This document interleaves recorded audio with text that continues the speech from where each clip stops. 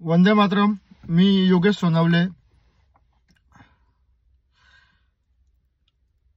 सांगायचं हे आहे की तर कामचुकार भ्रष्टाचारी हेच खरे देशद्रोही. तर कामचुकार भ्रष्टाचारी हे फक्त गव्हर्नमेंट सर्वंटच असू शकतात का? तर नाही. त्यामध्ये गव्हर्नमेंट सर्वंट हे पब्लिक सर्वंट आहेतच, कारण की ते पब्लिकला गव्हर्नमेंटच्या सेवा देण्यासाठी नोकरी लागलेले आहेत. तर त्यासोबतच हे जे काही राज्यकर्ते आहेत, मंत्री संत्री सगळेच, आणि जे काही छोटे मोठे पक्ष आहेत, तर त्यांनी छोटी मोठी पक्ष कशासाठी खोललेले आहेत? छोटी मोठी पक्ष म्हणजे ही दुकानं कशासाठी खोललेली आहेत? तर लोकांचा प्रतिनिधी बनून त्या माणसांपर्यंत जी काही गव्हर्नमेंटच्या सोयी किंवा जे काही भ्रष्टाचार त्यांच्याबद्दल होतो किंवा त्यांना जो काही त्रास होतो, तर तो पण एक पब्लिक सर्वंटच असतो,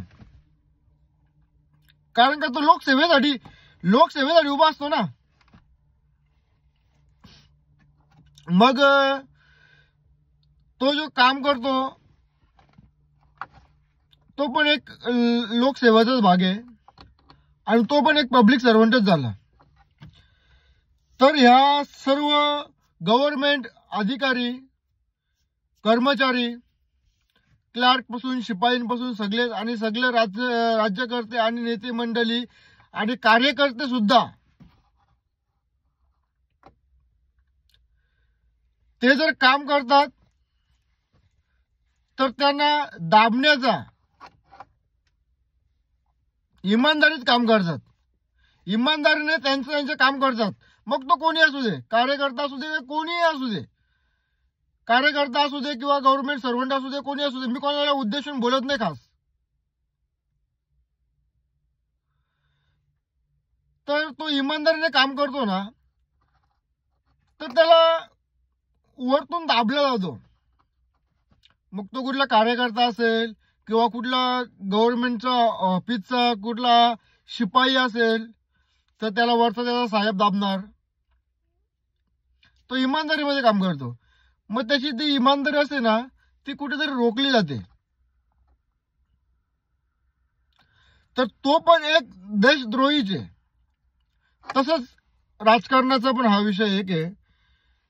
तर तुम्ही राजकारण करता, तो पक्ष कोणताही असू दे, राजकारण आपण कशासाठी करतो? लोकसेवेसाठी ना. मग ते लोकांची सेवाच करा आणि जो उद्दिष्ट आहेत आपले